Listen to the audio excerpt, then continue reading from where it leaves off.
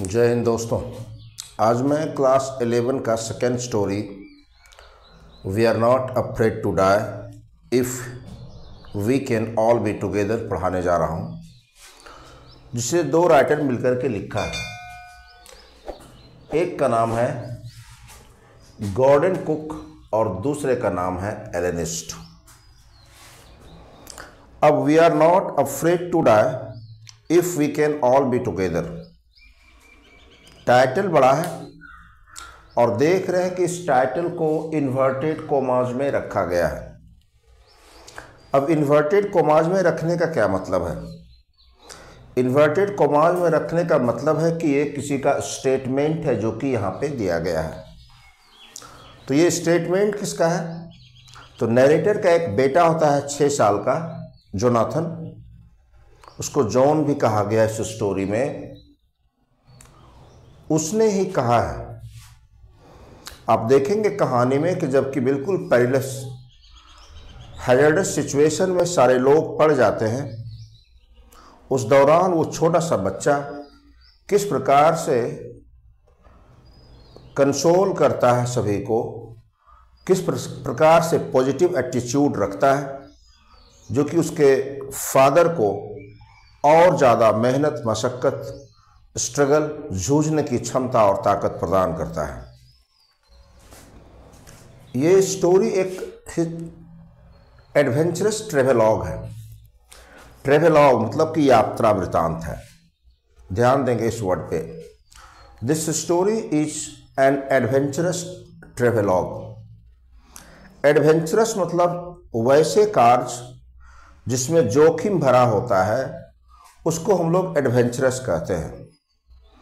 और ट्रेवेलॉग मतलब होता है ट्रैवल करते हैं, यात्रा वृतांत जो होता है उसको हम लोग ट्रेवेलॉग कहते हैं। इस कहानी में नैरेटर जो है वो 1976 को अपनी वाइफ मैरी के साथ, बेटा जॉन या जोनाथन भी कहते हैं जो कि 6 साल का है, उसकी बेटी डॉटर सुजाने जो कि 7 ईयर्स ओल्ड मात्र है, इन सभी के साथ वे लोग समुद्र की यात्रा करते हैं। अब वर्ड पे ध्यान देंगे, वॉयेज लिखा गया है। वॉयेज और जर्नी में अंतर है। जर्नी सामान्य यात्रा को कह सकते हैं, उसके अंदर वॉयेज भी आ सकता है, लेकिन वॉयेज जो होता है ये खास यात्रा, समुद्र वगैरह की यात्रा करते हैं, सागर की, सी की, ओशियन की, उसको हम लोग वॉयेज कहते हैं। तो इन लोगों ने अपनी यात्रा की शुरुआत करती है एक बहुत पहले 200 वर्ष लगभग पहले जेम्स कुक नाम का कैप्टन था। उसने पूरे समुद्र की यात्रा या वर्ल्ड की यात्रा की थी। नैरेटर उसी को इमिटेट करने के लिए, फॉलो करने के लिए प्लानिंग बनाता है और एक लंबे प्लानिंग बनाता है। लगभग 16 ईयर्स तक प्रैक्टिस करता है रफ ओशियन में, अपने एक जहाज के जरिए जिसका नाम, या वो बोट के जरिए जिसका नाम वेव वॉकर होता है, उसके जरिए वो समुद्र की यात्रा करता है। अब सोचेंगे यात्रा बहुत सुखद थी, इंटरटेनिंग था, ऐसा नहीं है। हाँ, शुरू के फेज में यात्रा सुखद थी, इंटरटेनिंग था, लेकिन बाद में इतनी परेशानी या कष्ट या दिक्कत होता है कि they went through a narrow escape. बिल्कुल बाल बाल बचता है उन लोगों की ज़िंदगी, क्योंकि इतने तूफान आते हैं। खास करके इंडियन ओशियन की बात कहा जा रहा है, जिसे रफेस्ट ओशियन माना जाता है। ऑब्जेक्टिव पॉइंट ऑफ व्यू से ध्यान देंगे जब के स्टूडेंट्स लोग जो हैं, तो इंडियन ओशियन को रफेस्ट ओशियन कहा जाता है और उसमें यात्रा करना बहुत जोखिम भरा था। इसलिए नैरेटर क्या करता है, अपने साथ मतलब खुद रहता है, उसकी पत्नी मैरी रहती है, उसका बेटा जोनाथन रहता है, बेटी सुजाने रहती है। इसके अलावा 2 एक्सपर्ट मैरिनर्स मतलब नाविक ले लेता है। उस नाविक का नाम हम लोग इसमें देखेंगे। एक का नाम होता है अमेरिकन लैरी विजिल, वो अमेरिकन होता है लैरी विजिल, और स्विट्जरलैंड का होता है, उसका नाम है हर्ब सेगलर। इन दोनों क्रूमैन के साथ, मैरिनर के साथ वो लोग यात्रा करता है। अब लंबी यात्रा हम लोग सामान्य तौर पर ड्राइव करते हैं, कार वगैरह चलाते हैं, लेकिन लंबी यात्रा करने लगते हैं तो हम चाहते हैं कि एक एक्सपीरियंस ड्राइवर ले लें। चूँकि गाड़ी में कुछ खराबी हो, रास्ता कैसा हो, टेढ़ा हो मेढ़ा हो, हम उबेंगे, और वो जो एक्सपर्ट होता है वो कभी उबता नहीं है। ये लोग यात्रा करते हैं, समुद्र की यात्रा करते हैं, इतनी खराब स्थिति हो जाती है साउथ अफ्रीका के बाद से, इतनी खराब स्थिति हो जाती है कि वेव उठते हैं, लहरें काफ़ी बड़ी बड़ी बोट से टकराती हैं, इनके बोट टूट जाते हैं, बोट के अंदर पानी भर जाता है, नैरेटर के पसलियाँ टूट जाती हैं, रिब्स टूट जाते हैं, रिब केज टूट जाते हैं, दांत सारा टूट जाता है, उसकी बेटी सुजाने का माथा फूल जाता है, इतना पानी आ जाता है बोट के अंदर कि लगता है इसका डूबना तय है। नैरेटर तो पहले अपने आप को संभालता है, फिर सबको पूछता है कि ठीक तो हो। उसकी वाइफ बताती है कि हम लोग डूब रहे हैं, सिंक कर रहे हैं। बेटी बताती है कि हाँ हम ठीक हैं, लेकिन जब वो देखता है तो देखता है कि उसके आंख दोनों स्वेल कर चुके थे, फूल चुके थे, माथा में चोट लगा हुआ था, बहुत खराब स्थिति। अब क्या है कि चैलेंज था कि बोट को रिपेयर भी करना, बाहरी पानी जो आ रहे थे उसको रोकना भी, और बोट के अंदर जो पानी काफ़ी भर गया था उसको बाहर निकालना भी। दोनों क्रूमैन जो थे, नाविक जो थे, बिल्कुल जोर शोर से लगे हुए थे, बिना अपनी हिम्मत को खोए जोर शोर से लगे हुए थे। ये भी लगता है ये रिपेयर करना शुरू करता है बोट को, वेव वॉकर को। अल्टीमेटली पानी बहुत हद तक बोट से निकालने में सक्षम होता है, लेकिन फिर एक वेव आता है जोरदार, ह्यूज वेव, लहरें उठती है, फिर दिक्कत हो जाता है। एक समय तो हिम्मत हार बैठता है। नैरेटर अपनी पत्नी मैरी के साथ बैठता है और लगता है कि अप्रोचिंग डेथ हम लोग के नज़दीक है। उसकी बेटी और बेटा जो होता है वो कैरिकेचर बनाता है अपने पेरेंट्स का, इस उद्देश्य से कि जो टेंस सिचुएशन था, माहौल था, उस फोटो को दिखा करके उस माहौल के टेंशन को थोड़ा कम कर सके, लाइटन कर सके, घटा सके।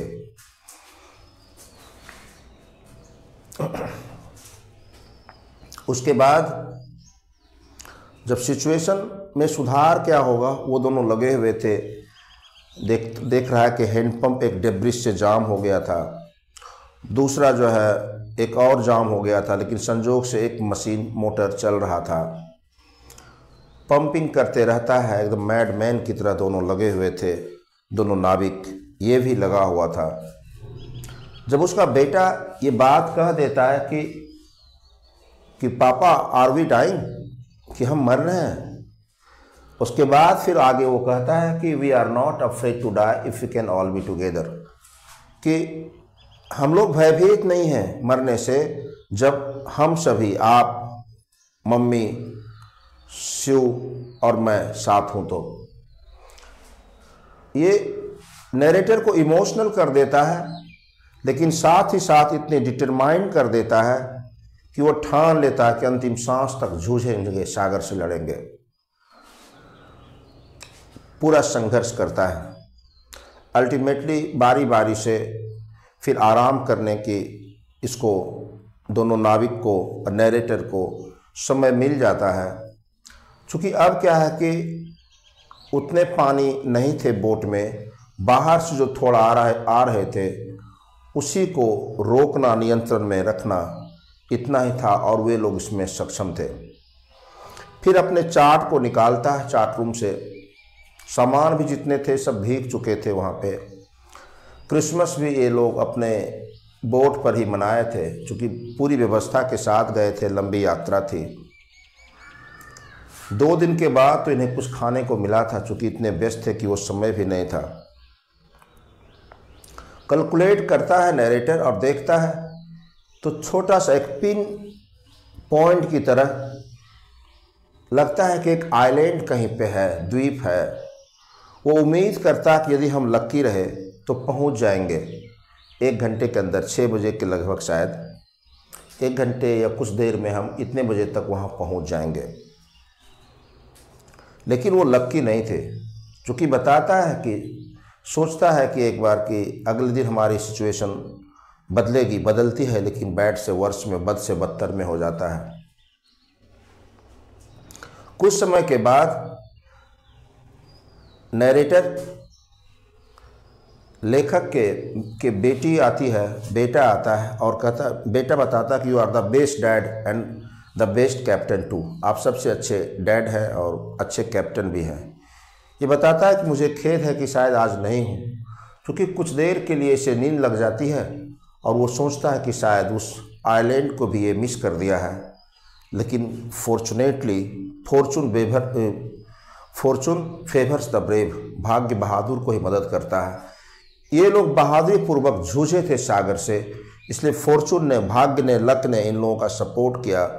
कुछ देर के बाद देखता है कि आगे में आइलैंड एम्स्टर्डम था, छोटा सा वोल्केनो रॉक से बना हुआ, हल्के फुल्के वेजिटेशन थे। मात्र 28 निवासी उस पर रहते थे। उन लोगों ने इनका वेलकम किया और इस प्रकार से दोनों नाविक के सहयोग से, पॉजिटिव एटीट्यूड जो उनके बेटे का था, उनकी बेटी की थी, उसके सहयोग से और अपनी डिटर्मिनेशन से वो सभी के जीवन को बचाने में सक्षम होते हैं और अल्टीमेटली आयल एम्स्टर्डम पे सभी निवासियों के द्वारा उनका वेलकम किया जाता है। 6 माइनर ऑपरेशंस हुआ था, उसके जो हेड स्वेल कर गए थे उसके ब्लड क्लॉट को निकालने के लिए, सुझाने के, उसकी बेटी के, और इस प्रकार से अल्टीमेटली अपने अथक प्रयास, संघर्ष, जूझने के बाद वे सभी के जीवन को बचा पाते हैं। ये ट्रेवेलॉग, ये यात्रा वृत्तांत हमें दिखाता है कि अंतिम सांस तक हमें संघर्ष करते रहना चाहिए। शायद संघर्ष, स्ट्रगल हमारी परीक्षा ले रहा हो कि हम अपने करेज को, हिम्मत को हारते हैं या बनाए रखते हैं, और यदि हम बनाए रखते हैं तो जीत सुनिश्चित हो जाती है, हमारी विक्ट्री सुनिश्चित हो जाती है। आप देखेंगे कुछ पॉइंट जो रिमेंबर करने के लिए है। ये एग्जामिनेशन पॉइंट ऑफ व्यू से ऑब्जेक्टिव पूछा जाता है झारखंड बोर्ड के एग्ज़ाम में, शायद CBSE में भी पूछ दे उस पैटर्न पे, तो आप इसको देख लेंगे और समझने की कोशिश करते हैं। The narrator started his voyage in July 1976. लेखक अपनी यात्रा को 1976 में शुरू करता है। कौन सी यात्रा है? तो समुद्र की यात्रा है, वॉयज दीजिए है यहाँ पे, समझिएगा। और नैरेटर के साथ कौन कौन होता है? तो उसकी पत्नी होती है जिसका नाम मैरी होता है, मैरी उसकी वाइफ है। बेटा होता है जिसका नाम जोनाथन है और वो 6 वर्ष का है। बेटी होती है सुजाने जिसकी उम्र 7 वर्ष का होता है। उन लोगों ने अपनी यात्रा को शुरू की थी कहाँ से? तो प्लायमाउथ, इंग्लैंड से। किसको डुप्लीकेट करने के लिए? तो एक कैप्टन था जिनका नाम था जेम्स कुक, इन्हीं को नकल करने के लिए, जो कि 200 साल पहले ही किए थे। नैरेटर की उम्र उस समय 37 ईयर्स थी और वो एक बिजनेसमैन था, व्यापारी था। लेकिन उसके एडवेंचरस शौक जो थे उसको फुलफिल करने के लिए वो समुद्र की यात्रा करता है। ऐसा नहीं कि उसे कहीं जाने की जल्दबाजी होती है या ज़रूरत होती है। The name of his boat is wave walker. उसके बोट का नाम वेव वाकर है। ये ऑब्जेक्टिव में से पूछता है, जो कि 23 मीटर लंबा होता है और 30 टन लकड़ी से बना होता है। कितने टन लकड़ी से? तो 30 टन लकड़ी से बना होता है। समुद्र की स्थितियों को भांपते हुए अपने साथ 2 एक्सपर्ट क्रूमैन को, मतलब नाविक को ले जाता है। एक का नाम लैरी विजिल होता है जो कि अमेरिकन होता है और दूसरे का नाम हर्ब सेगलर होता है। ये स्विस, मतलब स्विट्जरलैंड का निवासी होता है। उन्होंने अपने फर्स्ट लेग की यात्रा जो कि 1,05,000 किलोमीटर की थी, वेस्ट कोस्ट अफ्रीका के वेस्ट कोस्ट से शुरू करता है और केप टाउन तक जाता है। 1,05,000 किलोमीटर, कहाँ से कहाँ तक? तो अफ्रीकन कोस्ट से लेकर के केप टाउन तक। ये सब ध्यान रखेंगे।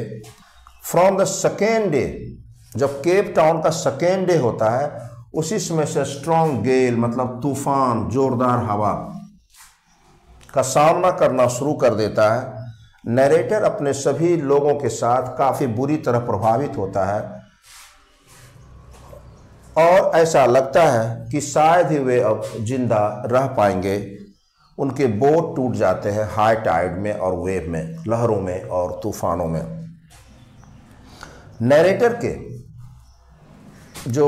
नरेटर यहाँ पे लिख रहा है, जो एक बिजनेसमैन है, 37 ईयर्स ओल्ड है, उसके रिब पसलियाँ टूट जाती हैं, दांत टूट जाते हैं, लगता है उसकी अंतिम स्थिति आ गई है।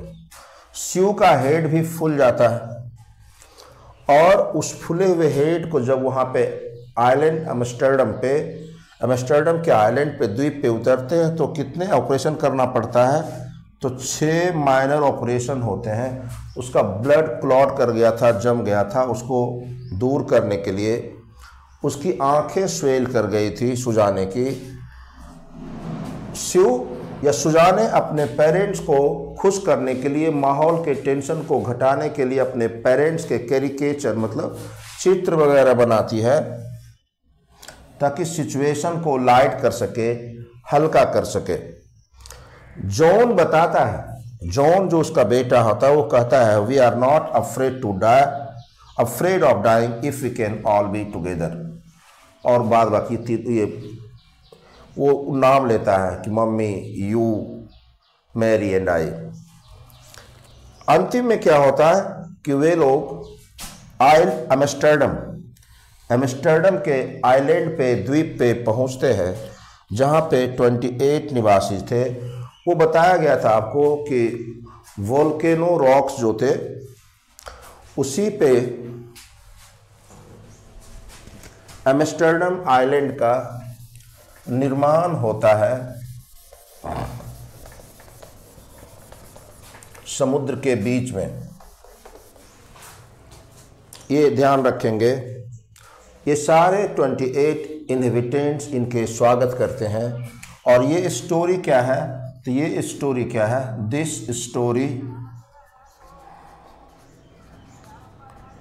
Is an adventurous travelogue.